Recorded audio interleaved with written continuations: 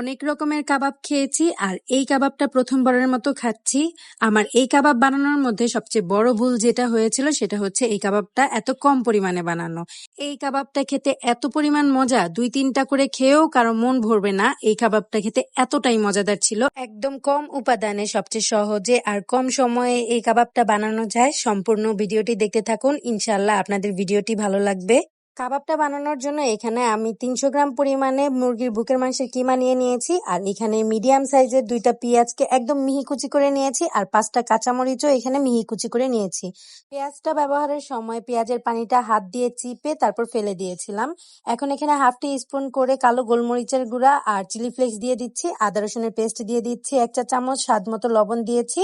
আর binding এর জন্য এখানে আমি 2 টেবিল চামচ পরিমাণে ব্রেড ক্রাম্ব দিয়ে দিলাম, আর দিয়ে দিলাম একটা লেবুর স্লাইস। আপনারা চাইলে এখানে আস্ত পাউরুটিও ব্যবহার করতে পারেন, এছাড়া একটু ময়দাও ব্যবহার করতে পারেন।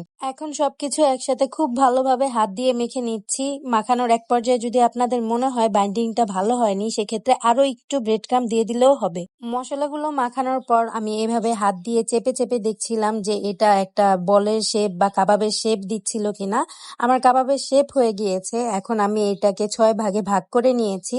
এখন কাবাবটাকে সবচেয়ে বেশি মজাদার করার জন্য এখানে আমি নিয়ে নিয়েছি হাফ কাপ পরিমাণে মোজারেলা চিজ। এটাকে আমি গ্রেট করে নিয়েছি, আর দিয়েছি 1 চা চামচের মতো গুঁড়া দুধ, হাফ টি স্পুন করে গোলমরিচের গুঁড়া আর চিলি ফ্লেক্স। এখানে আপনারা চাইলে ধনেপাতা কুচিও ব্যবহার করতে পারেন। ব্যাস, এই কয়েকটা জিনিস হলেই এই কাবাবটা সহজে আপনারা ঘরেই বানিয়ে নিতে পারেন। এখন হাতের তালুর মধ্যে সামান্য একটু তেল নিয়ে একটা একটা করে যে বলগুলো বানিয়ে রেখেছিলাম চিকেনের, ওই চিকেনগুলোকে একটু হাত দিয়ে ছড়িয়ে দিচ্ছি, আর মাঝখানে একটা গর্তর মতো করে দিচ্ছি। তারপর এইখানে আমি পরিমাণ মতো মোজারেলা চিজ দিয়ে দিচ্ছি, যাতে করে এখানে একটা চিজি ভাব আসে।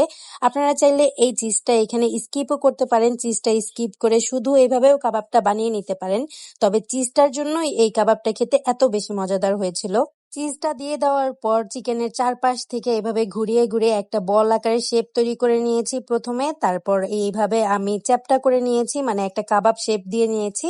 আর আমি 2 আঙ্গুলের মাঝখানে রেখে এরকম একটা গোল শেপ দিচ্ছি। আপনারা হয়তোবা ভিডিওটা দেখেই বুঝতে পারছেন আমি কিভাবে এই কাবাবের শেপটা দিচ্ছি। আপনারা চাইলে এখানে মোজারেলা চিজের পরিবর্তে শুধু দুধ, গোলমরিচের গুঁড়া আর চিলি ফ্লেক্সও কিন্তু এই পুর হিসাবে ব্যবহার করতে পারেন। সেক্ষেত্রেও খেতে খুব একটা খারাপ লাগবে না, ভালো লাগবে। এছাড়া আপনারা এখানে চেডার চিজ বা অন্য যে কোনো চিজ ব্যবহার করতে পারেন। সেম প্রসেসে আমি সবগুলো কাবাব বানিয়ে নিয়েছি। এই পর্যায়ে আপনারা ফ্রিজে স্টোরও করতে পারেন। এখন একটা প্যানের মধ্যে সামান্য একটু তেল নিয়ে নিয়েছি। তেলটা হালকা একটু গরম হয়ে আসলে আমি একে একে কাবাবগুলো ছেড়ে দিচ্ছি। আমি এখানে কাবাবগুলো মিডিয়াম হিটে ভেজে নিচ্ছি, আর কাবাবগুলো ভাজতে খুব বেশি সময় নেব না, 7 থেকে 8 মিনিটের মতো ফ্রাই করে নেব।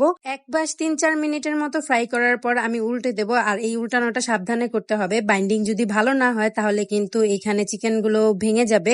এক পাশ যখন পোড়া পোড়া ভাব চলে আসে তখনই আমি এটাকে আবারও উল্টে দিচ্ছি, অপর পাশটাকে একটু সামান্য পোড়া পোড়া ভাব রাখার জন্য। আর খুব বেশি হার্ড ভাবে এটা আমি রান্না করব না, মানে ফ্রাই করব না।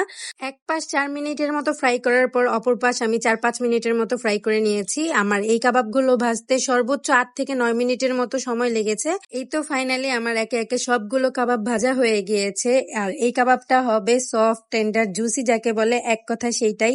সম্পূর্ণটা চিকেন আর ভিতরে চিজে ঠাসা এই কাবাবটা যদি আপনারা বাসায় একবার না ট্রাই করেন তাহলে আপনারা একদম পস্তাবেন। আমার কাবাবটা একটু ঠান্ডা হয়ে যাওয়ায় এটার চিউইনেসটা একটু কম দেখা যাচ্ছে।